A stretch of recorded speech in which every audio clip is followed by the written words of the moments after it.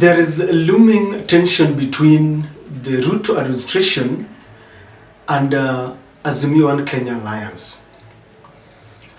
The Azimio One Kenya Alliance says that William Ruto is making unilateral decisions and actions, and this is going against the spirit of the law and the constitution.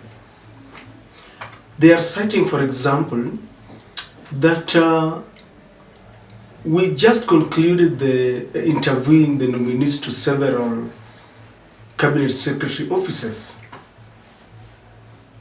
And that means that most of the things that Ruto is doing are not passed in a cabinet meeting because the former members of the cabinet secretaries seems not to be working anymore.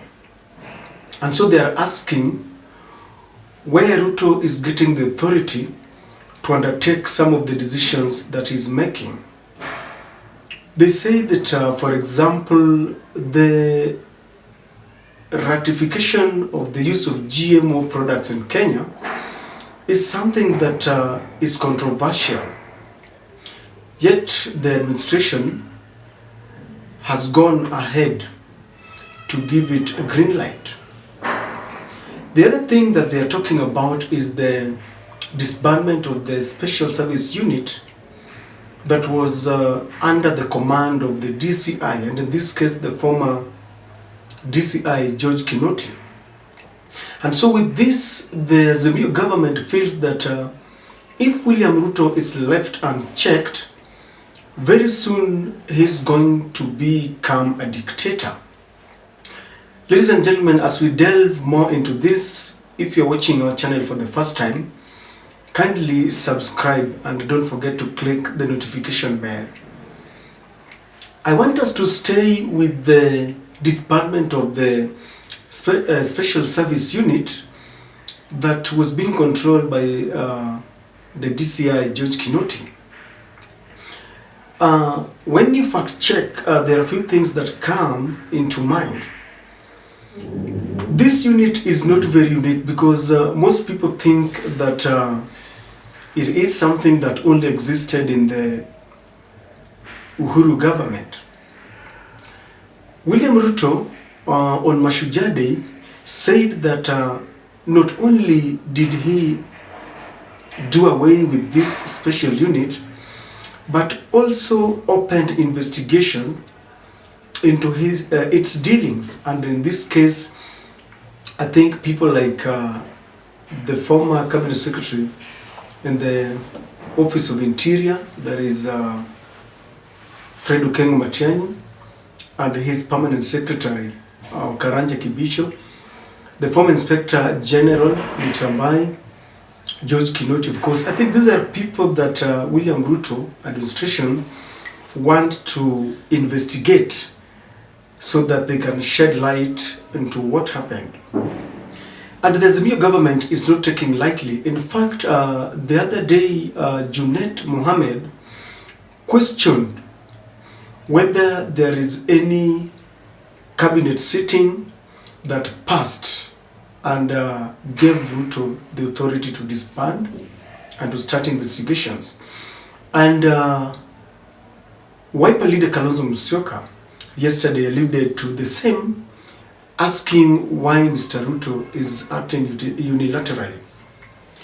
But I want us to try and understand why William Ruto is quickly moved very fast to disband this unit.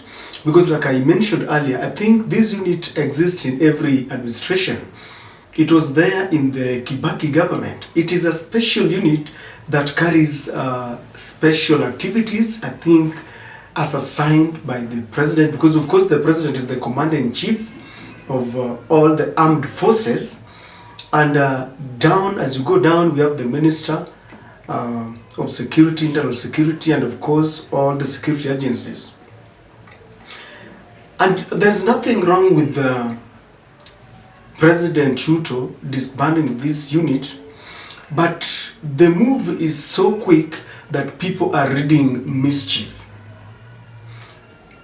The following reasons inform the reason why William Ruto was quick to disband this unit despite outcry from all Kenyans. Number one, William Ruto has always complained that he was an outsider in the National Security Council, a team that he's supposed to join whenever they have a meeting because under Article 240 of our Constitution, the National Security Council is being chaired by the President.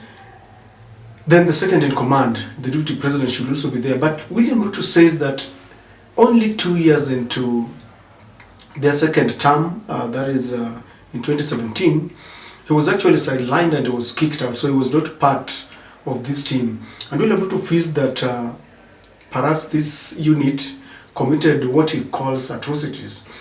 And there was a time that William Ruto invited some guests, or very many people feel that there were guests who came, some 2 Indians, who came and they had an agenda that is still not known. But these visitors just got missing mysteriously, and very many people feel that they were abducted.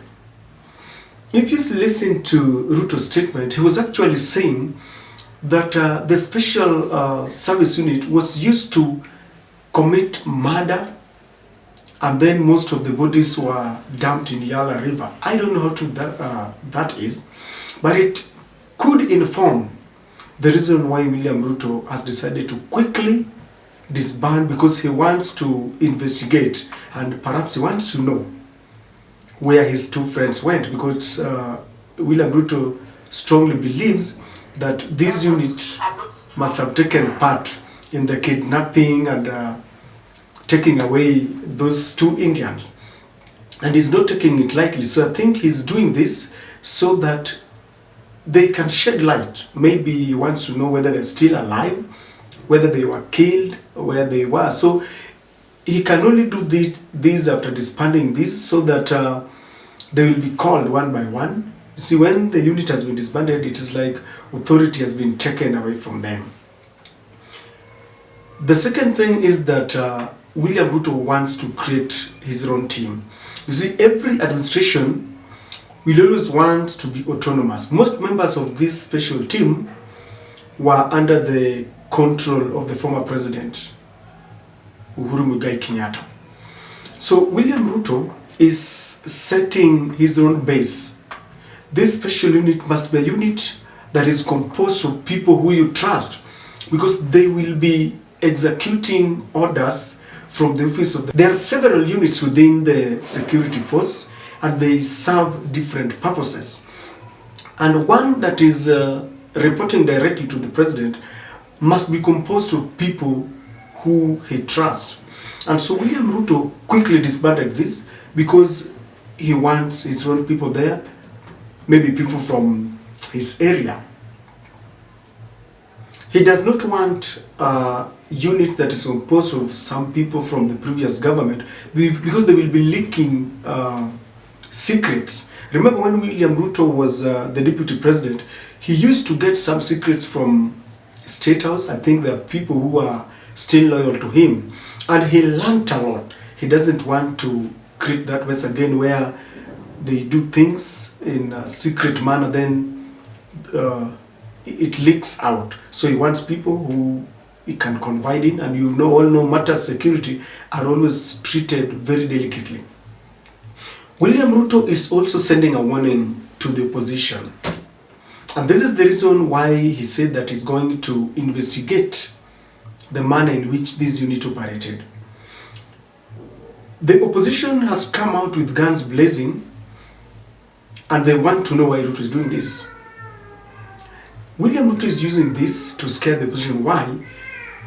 They have come out and they want Ruto to start implementing the promises that he gave to Kenyans. The other day, before Raila jetted out of the country, he started with Jivanji, and he was asking what I may call the hustler nation, whether the prices of unga, that of cooking oil, and that of petrol has come down. And William Ruto is really grappling with this problem because they say they inherited a dilapidated economy, but he promised that within 100 days there were several things he was going to do. Seems like he's not going to achieve this, and the opposition are on his neck. So for him to scare them away, he must tell them that, look, you committed several atrocities, and so if you go ahead and maybe criticize me so much, I will also investigate, and I may take some of you to jail. It has been, this scaring tactics is always used politically, where you threaten or you scare so that the other team will also go slow or go down. Because I think Raila will not enjoy a situation where some of those former cabinet secretaries who supported him are being taken to jail, perhaps either maliciously or constitutionally, because they supported Raila. So you might see them going slow on this. I also want to believe that William Ruto wants to use this process to revenge on some of the officials who opposed him. He says he really suffered humiliation. They never respected the stature of his office. You all know that cabinet secretaries, people like Joe Musheru of IT, or Fred Matiang'i, Eugene Wamalwa, who claimed that William Ruto wanted to slap him. There was a group of these senior officials who disrespected him. And William Ruto is on a mission to revenge.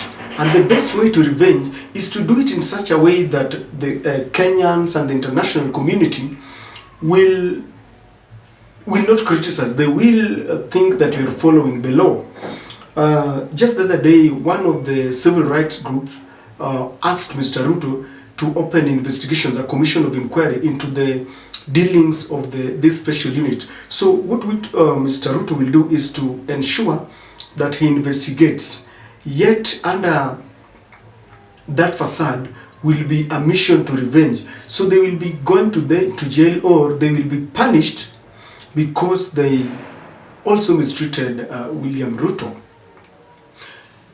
This unit is very special and is always guarded by the powers that be. And very soon you will see another unit with a different name. Their functions remain the same, but with a different name. And ladies and gentlemen, you are likely to see a lot of verbal war between the opposition and the current administration concerning this unit, because it touches on both ends. That is my take, ladies and gentlemen. Have a lovely day.